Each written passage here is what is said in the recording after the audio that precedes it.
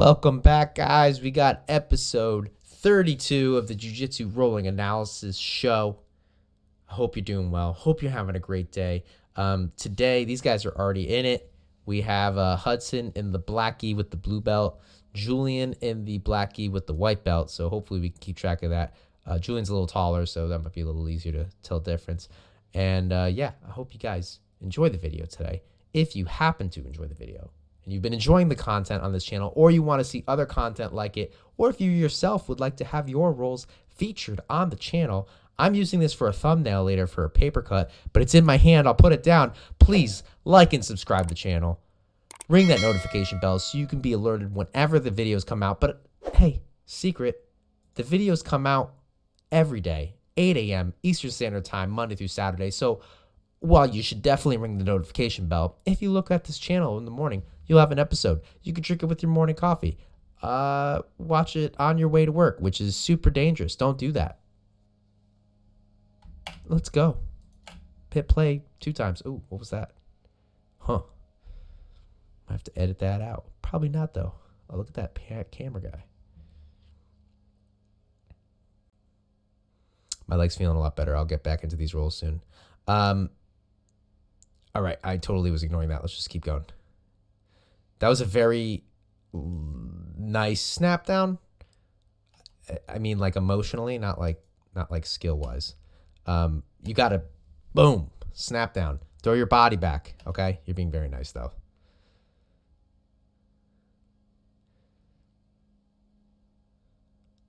I forget when this was recorded, but I think this was after I have been harassing everyone about breaking grips, and I noticed that, Hudson, you're not letting them have any grips on you, which is good. And Julien, you weren't either. Did you get this? Yeah. Tap, tap, tap, tap. Okay. Yeah, that's like a cheeky submission. You got it. I mean, that's one of the reasons why you don't want let somebody have control of your collar, Julien, is so they can't do stuff like that. But yeah, little quick submission. I'm not gonna talk too much about it. Just break the grips, and that doesn't happen. Literally, you can't collar choke you if you can't hold your collar.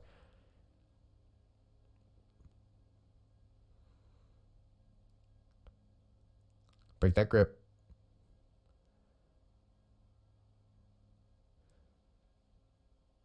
Well, Hudson, you see the difference though on offensively what it's like controlling the grips, right?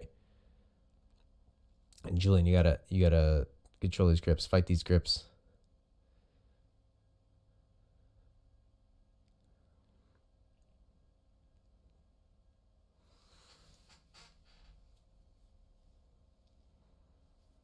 Julien, you're taller, so I would look to get grips over the back, either grabbing the belt or just some halfway down the back, and it would give it's going to give Hudson or anyone, right? It's going to give them a lot of problems because it's a strong grip when you can get over their back and then latch them into you.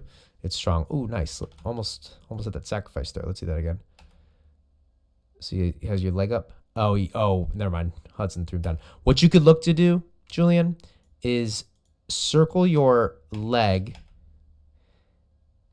inside, and what you could do is as you fall, not to always talk about the hook sweep, but you could look to continue the momentum, and especially with this overhook here, you can look to lift him and roll him over. So while he is initiating the takedown, you could capitalize on your leg being in good position and flip him over the back. But that's not what happened. Hudson assumes the side control.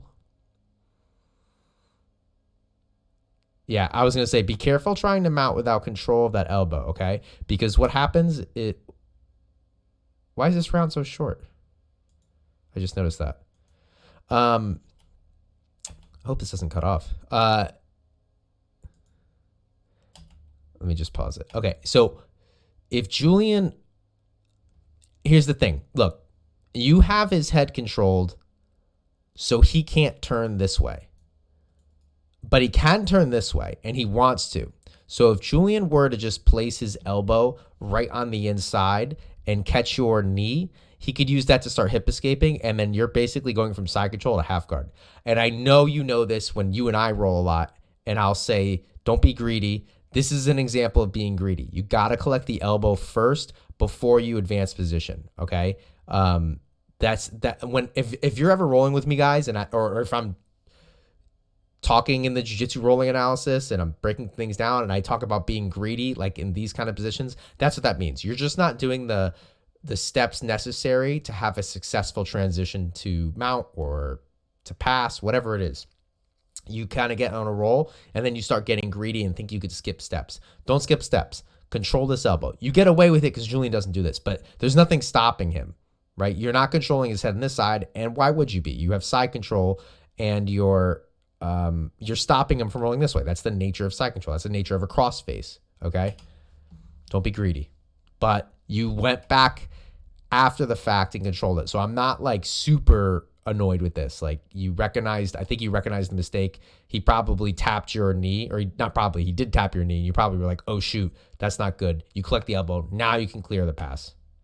And you do it by, perfect, Hudson. That was awesome. You do it by bringing your knee to your elbow. You bring your knee to your elbow, and then you could put your foot right on his hip right here. All right. And then you could connect your knee and your elbow together. It's going to be very difficult to deal with. Good. Bring your knee up. So you see how that elbow pops back in? If your knee's at your elbow, that elbow doesn't pop back in. Ezekiel chokes, I'm assuming. Yeah. Good. I'm assuming you get that. You should also, while you're doing this, work your legs up, because look, his elbows are up to defend his neck, which means that it's not hard for you to walk your hips up higher. Yeah, there you go. Ooh. I'll tell you why that happened. Your leg got caught.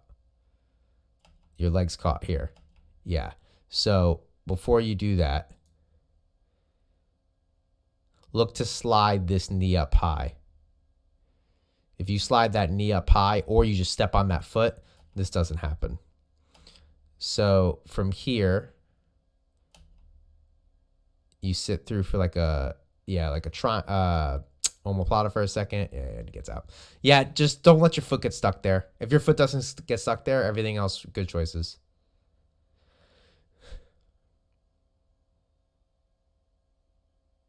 Julien.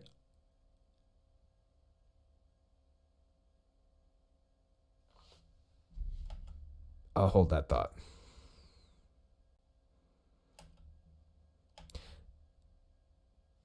Hudson, you're too far away when you initiate this.